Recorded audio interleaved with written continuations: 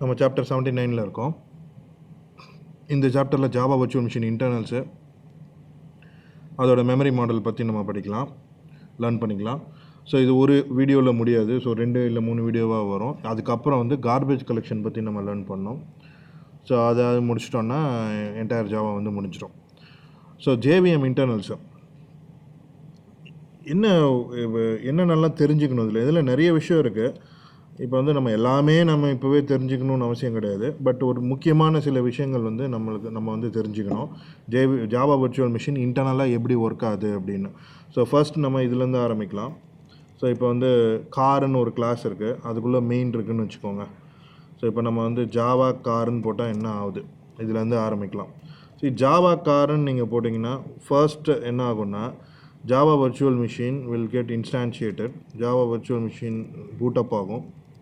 பூட்டப்பு அதுக்குள்ளே வந்து ஒரு சப்சிஸ்டம் இருக்குது. அந்த சப்சிஸ்டம் பேர் தான் வந்து கிளாஸ் லோடர். ஸோ இந்த கிளாஸ் லோடரோட ஜாப் என்னென்னா, it will load your class. So it is going to search the dot class file of காரோட டாட் கிளாஸ் ஃபைலை கிளாஸ் பாத்தில் சர்ச் பண்ணோம். ஸோ கிளாஸ் பார்த்து இந்த என்விரான்மெண்டல் வேரியபிளில் என்னென்னலாம் பார்த்துருக்கோ அந்த பாத்தில் வந்து இந்த கார் கிளாஸ் இருக்கா, டாட் கிளாஸ் ஃபைல் சர்ச் பண்ணி அந்த அந்த பைட் கோடை வந்து லோட் பண்ணும். அந்த பைட் கோடை வந்து லோட் பண்ணோடனே அதுக்குள்ளே வந்து ஒரு 3 ப்ராசஸ் நடக்கும். ஸோ அதை பற்றி நம்ம ரொம்ப தெரிஞ்சுக்கணும்னு அவசியம் இல்லை. வெரிஃபையர் அப்படின்னு ஒன்று நடக்கும். அதுக்கப்புறம் வந்து இனிஷியலைஸ் அப்படின்னு ஒன்று நடக்கும். இது நம்ம நெட்லேயே பார்க்கலாமே. கிளாஸ் லோடர் சப்சிஸ்டம்னு பார்த்தீங்கன்னா தெரியும்.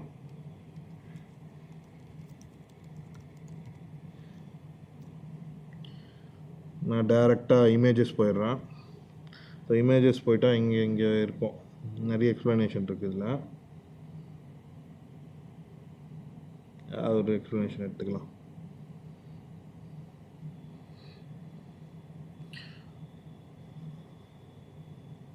கரெக்டான எக்ஸ்ப்ளனேஷன் நம்மளுக்கு வேணும்.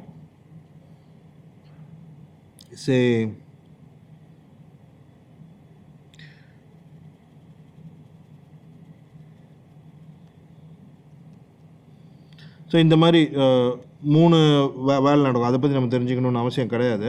பட் இந்த கிளாஸ் லோடிங் எப்படி நடக்குது அது தெரிஞ்சுக்கணும். நான் என்ன சொன்னேன், கிளாஸ் பாத்துலேருந்து ரீட் பண்ணோம் அப்படின்னு சொன்னேன். அதுக்கு ஒரு ஸ்ட்ரக்சர் இருக்குது. ஸோ அது எப்படி நடக்குது அப்படின்றத நம்ம தெரிஞ்சுக்கணும். இப்போ இந்த பிக்சர்லேருந்து நம்ம பார்த்துக்கலாம். மேபி இந்த பிக்சர் கரெக்டாக இல்லை. ஸோ ஒரு நல்ல பிக்சர் வேணும். இங்கே இருக்குது.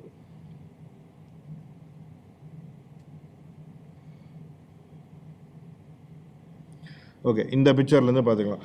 ஸோ அப்ளிகேஷன் கிளாஸ் லோடர் தான் உங்களோட கிளாஸ் பாத்துலேருந்து லோட் பண்ணும். ஸோ நம்மளோட அப்ளிகேஷன் கிளாஸ் லோடர்ன்றது தான் வந்து நம்ம கிளாஸ் பாத்துலேருந்து லோட் பண்ணுறது.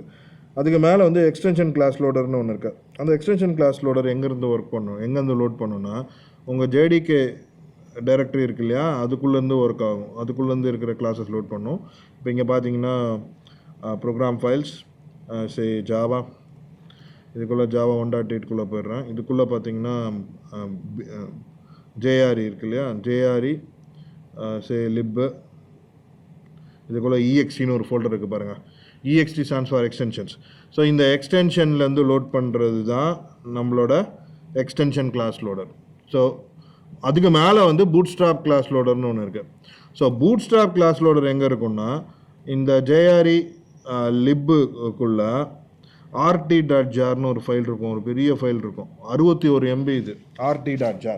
இந்த rt.jar தான் வந்து ஜாவாவோட என்டையர் லைப்ரரி. ஸோ ஜாவாவோட லைப்ரரிஸ் இருக்கு இல்லையா, java.lang, java.util அதெல்லாம் இருக்கு இல்லையா, அது எல்லாத்தோட டாட் கிளாஸ் ஃபைலும் இந்த rt.jarல தான் இருக்குது. ஸோ முதல்ல classes from rt.jar will get be loaded by bootstrap class loader. அதுக்கப்புறம் அதை நம்ம ஏதாவது எக்ஸ்டெண்ட் பண்ணோம், எக்ஸ்டெண்டட் கிளாஸ் லோடர் வந்து ஜேஆர்இ லிப் இஎக்ஸ்டி ஃபோல்டரில் நீங்கள் ஜார் போட்டிங்கன்னா அங்கே லோட் ஆகும். அதுக்கப்புறம் உங்களோட அப்ளிகேஷன் கிளாஸ் லோடர் ரன் ஆகும். So application class loader class path அப்படின்ற என்விரான்மெண்டல் வேரியபிளில் நீங்கள் வந்து என்னென்னலாம் பாத் போட்டிங்களோ அந்த பாத்துலேருந்து லோட் ஆகும். ஸோ இதுதான் வந்து hierarchy, class loader hierarchy. As I told you before, இதெல்லாம் நம்ம தெரிஞ்சுக்கணும்னு அவசியம் கிடையாது. பட் கிளாஸ் லோடர்னால் என்ன அப்படின்றத நம்ம தெரிஞ்சுக்கணும். ஸோ ஒன்ஸ் கிளாஸ் லோடிங் நடந்துருச்சு, இந்த கிளாஸ் லோடிங் நடக்கும்போது தான் உங்களோட ஸ்டாட்டிக் இது எல்லாமே பிரியும். ஸோ கிளாஸ் ஆப்ஜெக்ட் க்ரியேட் ஆகும்.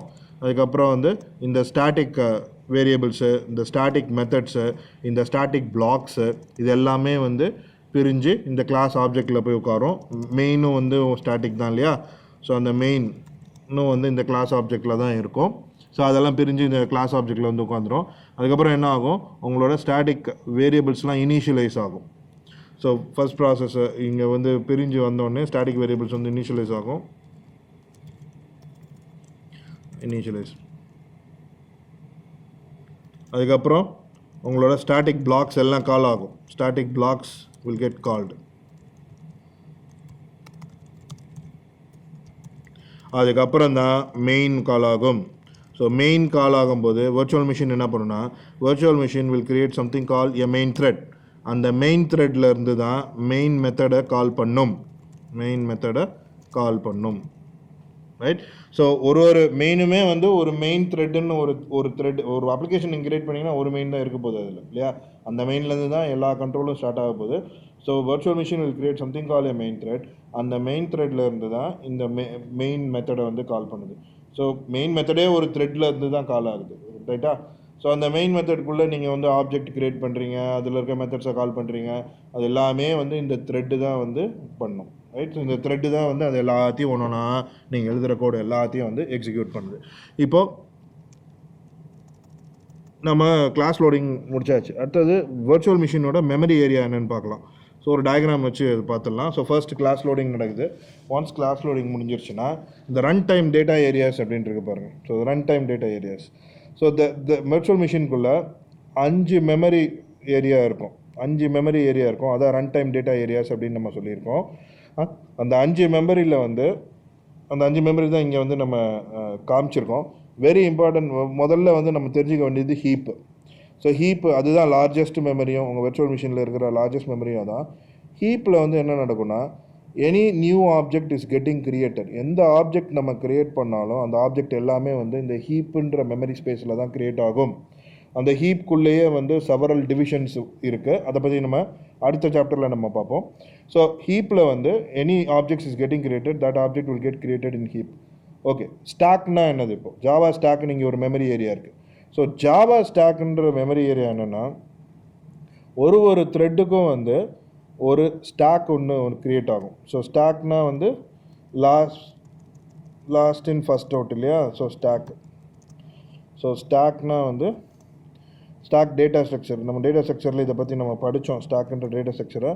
ஸோ நம்ம அங்கே போய் கன்ஃபார்ம் பண்ணிக்கலாம். Stack API in Java 8. So ஸ்டாக்குள்ளே போயிடலாம். ஸோ ஸ்டாக்ன்ற டேட்டா ஸ்ட்ரக்சர் என்னென்னா லாஸ்ட் இன் ஃபர்ஸ்ட் அவுட், இதுதான் நான் சொன்னேன். So LIFO, last in first out.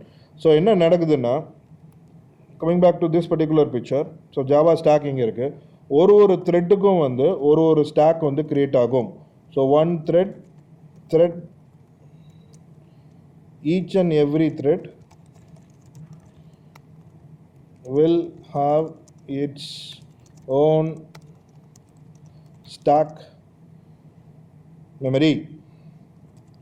So இந்த ஸ்டாக் மெமரியில் தான் வந்து என்னென்ன நடக்குது, அந்த த்ரெட்டோட லோக்கல். இப்போ அந்த த்ரெட்டுனா என்ன, அது வந்து உங்களோட மெத்தட்ஸ் எல்லாம் கால் பண்ணுது. ஃபஸ்ட்டு மெயின் மெத்தடை கால் பண்ணுது. அங்கேருந்து நீங்கள் ஆப்ஜெக்ட் கிரியேட் பண்ணிங்கன்னா கன்ஸ்ட்ரக்டரை கால் பண்ணோம். கன்ஸ்ட்ரக்டருக்குள்ளேருந்து நீங்கள் ஏதாவது ஒரு மெத்தடை கால் பண்ணிங்கன்னா அந்த மெத்தட் கால் ஆகுது. அந்த மாதிரி எல்லாத்தையும் வந்து இந்த த்ரெட்டு தான், இந்த மெயின் த்ரெட் வந்து கால் ஆகுது.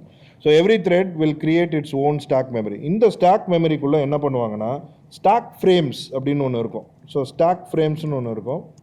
ஸோ இந்த ஸ்டாக் ஃப்ரேம்ஸ்குள்ளே என்ன இருக்கும்னா, there will be one stack frame created for each and every method call. ஒரு மெத்தட் காலுக்கும் ஒரு ஸ்டாக் ஃப்ரேம்ஸ் கிரியேட் ஆகும். ஸோ அது எப்படி நம்ம வந்து காட்டலான்னா, ஸோ அதை வந்து எப்படி நம்ம காட்டலான்னு பாருங்கள். இன்னொரு பிக்சரில் வந்து அதை பார்க்கலாம், இந்த ஸ்டாக்ஸ் ஃப்ரேம்ஸ் பற்றி.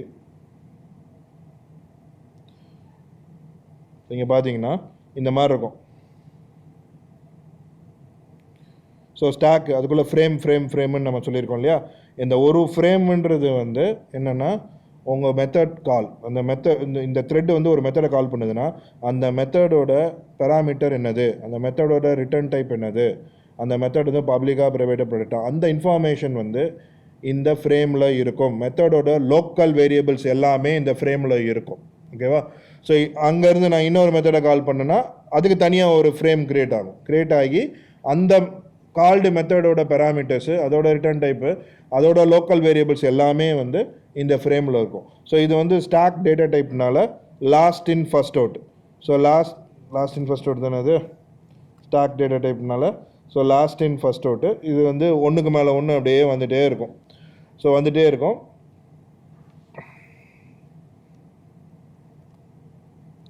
So last in first out it will work. So இதுக்கு வந்து புஷ் பாப் அப்படின்ற மெத்தட்ஸ் நம்ம படித்தோம் ஸ்டாக் டேட்டா டைப் பார்க்கும்போது, டேட்டா ஸ்ட்ரக்சர் பார்க்கும்போது இந்த புஷ் பாப்பை பற்றி நம்ம லேர்ன் பண்ணோம் இல்லையா.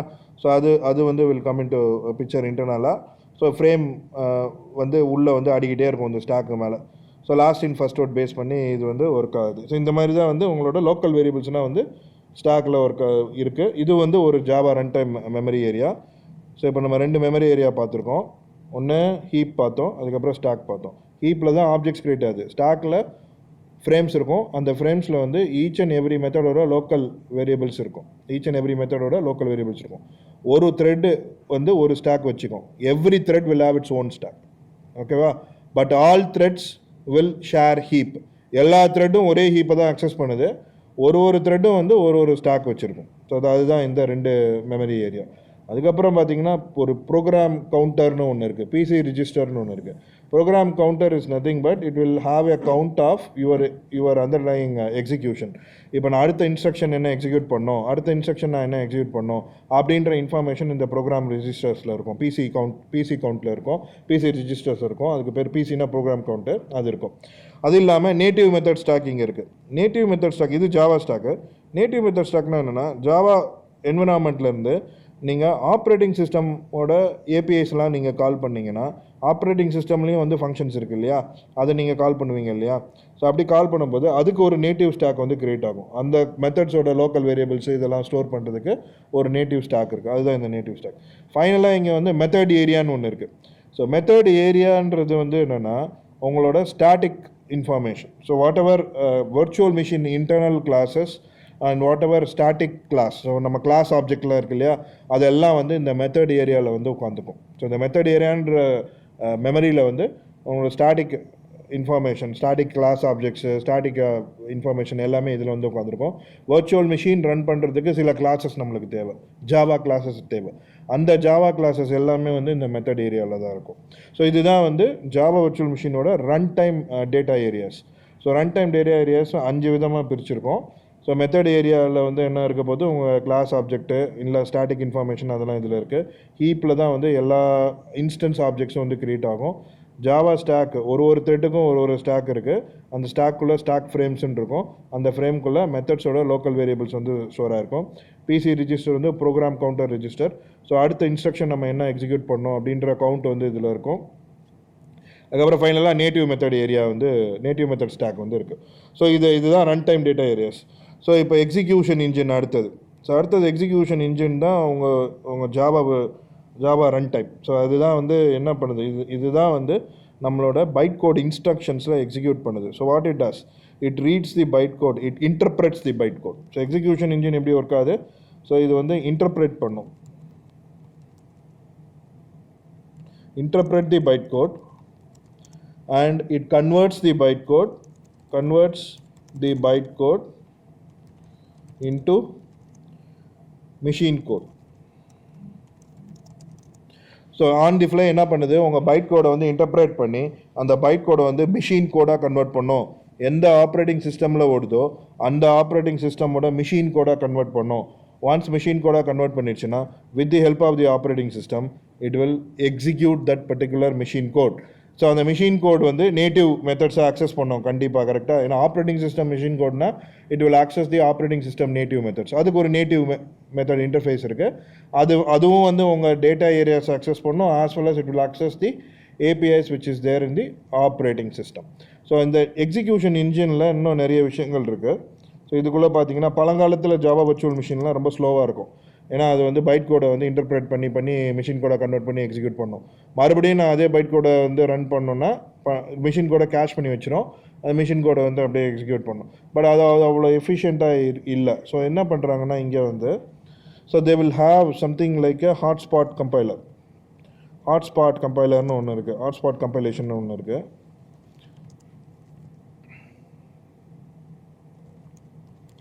ஸோ இது வந்து பார்த்தீங்கன்னா JDK 1.3லேருந்து தான் வந்தது, ரைட்? ஸோ JDK 1.3லேருந்து தான் வந்தது. நான் இப்போ குயிக்காக இங்கே போய்ட்டு ஜாவா ஹாட்ஸ்பாட்டுன்னு அடிக்கிறேன்.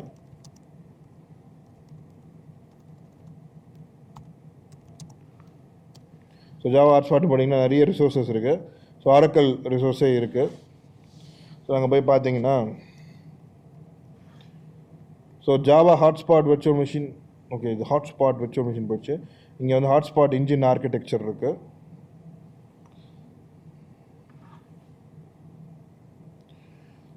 So Java hotspot virtual machine is a high performance virtual machine and then it provides foundation for and all those things. So நான் சிம்பிளாக சொல்லிடுறேன் ஹாட்ஸ்பாட்னா என்ன பண்ணுதுன்னு. ரொம்ப முக்கியமான வேலை அது பண்ணோம். ஹாட்ஸ்பாட் என்ன பண்ணுன்னா, இப்போ நீங்கள் ஒரு ப்ரோக்ராம் எழுதுறீங்கன்னா அந்த ப்ரோக்ராமில் வந்து 100 லைன் இருக்குதுன்னு வச்சுக்கோங்க. அந்த 100 லைனில் வந்து ஒரு 30 இல்லை ஒரு 40 லைன் தான் வந்து ஃப்ரீக்வெண்ட்டாக யூஸ் ஆகும். மீதி 60 லைன் பார்த்தீங்கன்னா ட்ரை கேட்ச் பிளாக் இருக்கும், இல்லைனா இஃப் எல்ஸ் கண்டிஷன் இருக்கும். நீங்கள் கரெக்டாக எக்ஸிக்யூட் பண்ணணுன்னா இஃப் மட்டும் தான் எக்ஸிக்யூட் ஆகும். தப்பாக யூசர் என்டர் பண்ணானா நீங்கள் எல்ஸ் ஏதாவது பண்ணுவீங்க இல்லையா, அது ஃப்ரீக்வெண்ட்டாக எக்ஸிக்யூட் ஆகாது.